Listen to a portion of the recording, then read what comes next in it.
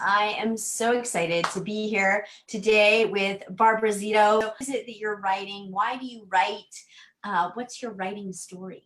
Oh my goodness. Okay. Well, I've been writing forever. That's usually what I say to people. Professionally, I've been a freelance writer since 2004. I was an English teacher, and I got my MFA in creative writing from Emerson College. I wrote a screenplay called After Taxes, which cut to many years later. I met Miss Annalisa, and she coached me into turning that into a novel. And here we are today. I'm still a freelance writer, but I'm also a career advisor at Rutgers University in New Brunswick, New Jersey. And what genre do you write in, and how did you choose that genre? I'm a fiction writer. My category, I believe, depending on the publishing house, will be either contemporary, mainstream, or upmarket. So I like to think I produce well-written fiction with a very strong set of characters. Yeah, that's it. Great. And so, you already mentioned you came to me out of an MFA program with a screenplay, and you and I translated that into a novel. About what does it look like to revise a novel? It's finishing the novel first. You can't revise what you don't have. So because I had, I guess, like my own source material, I wasn't exactly a pantser, because I did know how the plot was going to turn out. I knew how the story was going to end.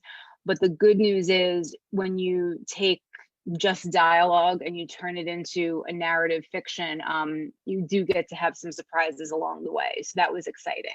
But still, it was very good to know that, okay, I know where my characters are going to end up. So in the revising part, it was going back and covering up any plot holes, making sure that things were realistic, because I do really write slice of life fiction. And it's funny because some of the details were a little bit too much, and that was one of those things too, where it's like, okay, we know exactly where this situation is. It doesn't have to be as exact. We can kind of play around with it a little bit.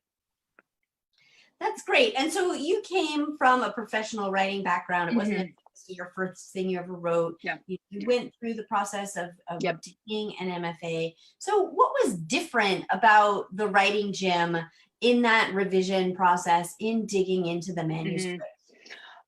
Frankly, it's being more mature as a writer. I was very young when I went for my MFA. I was 22 years old, fresh out of college. Not regretting it. It was a wonderful experience, but I'm not the same person. I'm not the same person. I'm not the same writer.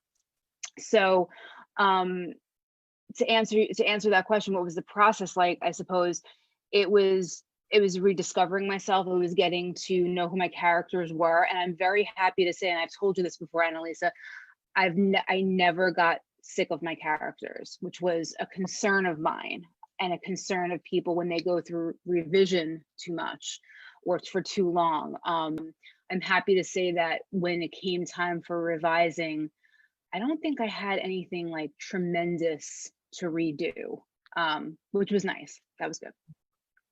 That's great. So you grew as a writer, and Definitely. you made a decision. You came into something at the right point in your life. Absolutely. We revised this novel and we put together a pitch. What was the pitch experience like? That was something, when Annalisa worked with me, when you work with me to do this synopsis, which is, I'm still raving over that outline, that worksheet that you gave me, because it just put everything together. So the worksheet, synopses are notoriously hard to write, as are query letters. So the good news is I kind of came to my query letter with my background in writing for content marketing and things like that. So I wasn't totally in the dark about a query letter, but the synopsis was something that was really hard for me to write, but I kind of banged it out pretty quickly. And it came, we put together a package. And when you start querying, you don't want to send out everything. Let's say like you have 100 agents you want to send out to. I send out to 50, by the way. That's my total. I told them, you don't want to send out all 50 at once. because you want to see if it's working. You want to know that, okay, if your query letter is, if you're hearing crickets, you're gonna be like, all right, is it my query letter? Is it my book? What is it? So I was able to kind of revamp, and the query letter has changed a bit over time, especially with COVID. You know, you kind of want to have a little bit of a kinder opening. But yeah, so that's good, and that's something that it's hard. You need someone to help you with that. You can't do that on your own. And I'm in writing groups where people are struggling to do it on their own, and everyone says the same thing. They're like, nope, you need a second set of eyes on that. You need to follow this model or that model or this model. Synopsis was a really great chance for me to see what my plot was, see how everything went, and also know, okay, I have a story here. This actually makes sense, and this is going to be good. And now it's up to me to find the agent who likes it. But I really don't think any agent's going to be like, I don't know what's going on here. So that was the good thing for me. That was the good thing. That's great. So throw it at us just off the cuff. Throw us your elevator pitch. What's your Oh, my elevator pitch. Okay. My book is about Larry Sortino. He is a New York City accountant, a bit OCD, obsessed with the American dream, obsessed with owning his own home. He dreams about winning big on his scratch off lottery tickets. And then one day when he wins the lottery, like it's a really big jackpot, he is absolutely paralyzed. The American dream is in front of him, and he can have basically anything he wants, but he really has no idea what he wants. It's a comedy. Yes, there's mirth and mayhem and hijinks and all of that kind of stuff.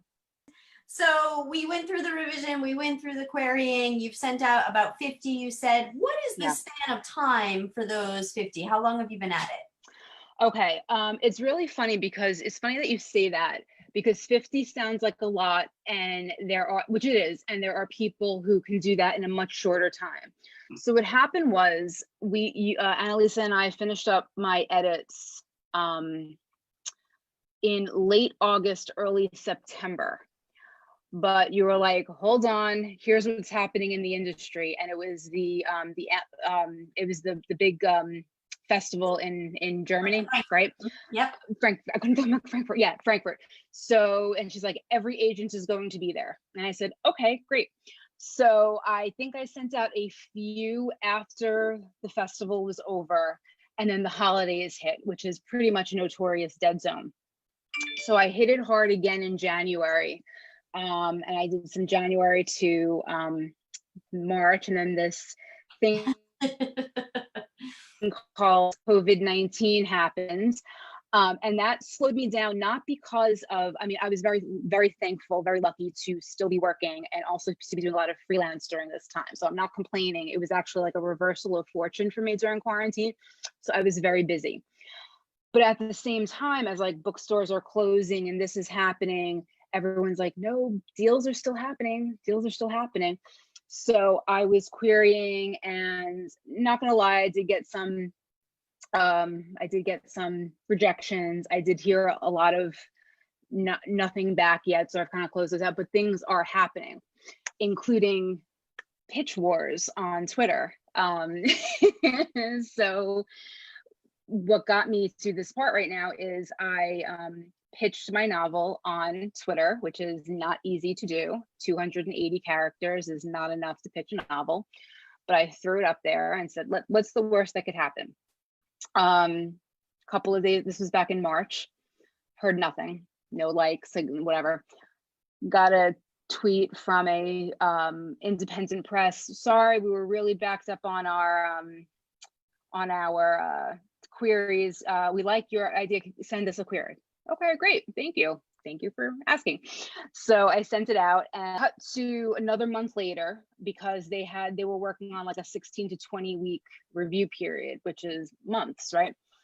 So I heard back, okay, like send the manuscript, please. Okay, great. So sent it. I'm like, this is exciting. And I'm querying, but I'm kind of focused on work, and I'm thinking, this might work out. So it was last week, I got an email from them, and I did assume it was going to be a rejection. I honestly did, just because I've been getting rejections over the past couple of weeks. And they said, hi, the original editor who had your work has been really bogged down. Do you mind if I take a look? Is the book still available?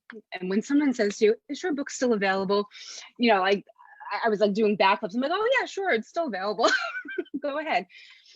The next day, she wrote back to me and said, okay, contract's coming, we'd like to publish it. So that was a Friday. That was last Friday. So I did three things. I called my husband, I called my mother, and I called Annalisa. I called you. I was like, help me. And yeah, so here we are. I have 30 days to think about it, look over the contract, and see if that's the way I want to proceed. But you know, as of right now, it's looking good. But what I am doing right now is following up with all of those agents who have not gotten back to me yet in the past, including a few who I just queried. So let me tell you, that feels really good to send out an email to an agent and say, oh, by the way, I have this offer, but can you take a look? So I did do that, and I got a response from an agent today who congratulated me, but said it's okay, it's not for me, but congratulations. I'm like, thank you very much. And that kind of rejection was the best rejection ever. Yeah, that's amazing. Yeah. So there's so much to celebrate in what you said, right? I mean, like the persistence, putting it out there. And you know, obviously I want to get to kind of like the big thing, but let's like back up to the rejections, because rejections are part of the process, right? And oh my God, nobody likes to be rejected. It's no fun to be rejected. But tell us about your experience. You know, you got some rejections. I imagine there was, you know, some disappointment there, but you continued on. And now, like, the seesaw has tipped, and you're at the other end of like, oh my goodness, this is a real possibility. I have publishing contract in hand. Once you get to a point where you have a lot of query letters out there and you're not hearing back from people, a rejection feels good. Or a rejection actually coming back feels good, because at least you were seen. At least someone said, okay, well, it's not for me, but you feel like you're a person. Because sometimes it's like a job search, like when you send out resumes and you don't hear back and you feel it almost feels better to get a rejection back. Just kind of say the common thread is publishing is subjective. If it's not for me, someone's out there for you, you know, keep going. So it's been encouraging, but it hasn't been demoralizing or anything like that. Like no one said anything terrible. So. That's amazing. What I want to celebrate about you is your willingness to invest in yourself, right? To get the experience as a professional writer, to even, you know, as a young person, to get your MFA, to then, you know, once you were a more experienced and mature writer, to join the writing gym and get that help. So talk to us a little bit about, you know, first of all, let's celebrate the fact that you were willing to do that. But how did that willingness to invest in yourself get you over the hump to where you are now with it, looking at this publishing contract and considering your options? Right. It's what you said. It's investing in yourself. And so yes, it's money well spent, but more often than not, I mean, there's no one out there who's has an agent who hasn't said, oh yeah, my editor, this editor. No one says, oh yeah, I edited myself, or my neighbor proofread or something. No one's saying that, unless your neighbor is an editor, unless you know, someone in your family is a proofreader. You have to put in the effort to, you know, I mean, we did developmental editing, but if you are far enough along, you have to get a proofreader. You have to have a second set of eyes. And that costs money, okay? Because, and you know, if you want to get paid to write books too, you have to understand that there's people that you have to support, you know, who's supporting you along the way. They need to make a living too. So that's absolutely something that you have to invest in. You have to invest in an editor, and because you're putting your work out there, okay? And that's also one of the good things about it. Agents get bombarded with, I'm just going to say, manuscripts that are not ready for prime time. Let's just put it that way. And one of the biggest times that they start to hear from people is after like National Novel Writing Month. And that's wonderful if you've written a novel, but it's not ready for eyes. It's not ready for a second set of eyes. I mean, you have to revise. Yeah, that's really, really powerful. So this is an amazing moment for you. Sorry. How do you feel? I want to tell you, and you'll appreciate this because you saw me go up the roller coaster ride that this was. One of the things that I realized immediately, I feel a sense of relief. Now, I haven't signed this contract yet. Keep in mind, I have not signed this contract. What I did do on Friday was I sent around a round of query nudges to agents, and I received one back today. I'm excited about this. I'm hoping this works out. Okay, because another thing too, what people don't tell you is just because you get an agent doesn't mean the book is going to sell. So right now I'm considering, oh no, the book is going to get published. Like forget, like I leveled up a couple of times. So this is happening. Okay, if I sign this contract. So one of the things I did was I felt calm. I finished a 400-page book in 3 days. I read a book. And what happened was, while I was writing and while I was querying, I got to a point where I didn't want to read right now. I was finding it distasteful for two reasons. Number one, I felt like, why should I be reading when I could be writing? That's one thing. And number two, I think I was becoming a little envious of the writers who actually had done the books. I know that's weird, but that was what I was thinking. Okay.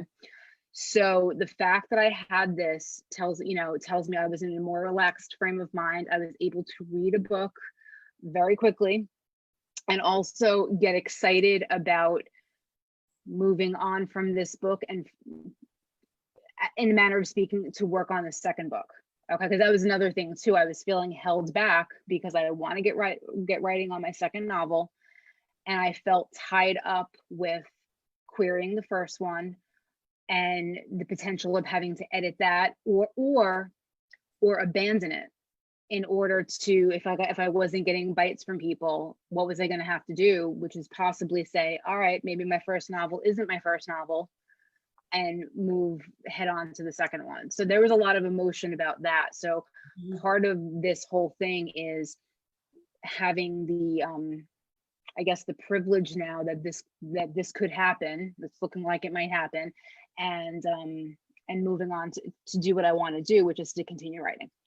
That's amazing. And, so level-headed of you. And I think you made a really good point. And, just because the first boy asked you to dance doesn't mean that you have to say yes to the first boy who asked you to dance. Exactly. Right? I want a big five published. Oh, I'll tell you what I did. I emailed a friend of mine from my MFA program who I used to work with back in the day, and we've stayed in touch. And she's got an agent. She has a 2-book deal. Her book came out last fall. It's wonderful. She was very supportive, very supportive. She said, do it because this will open up things for you down the road.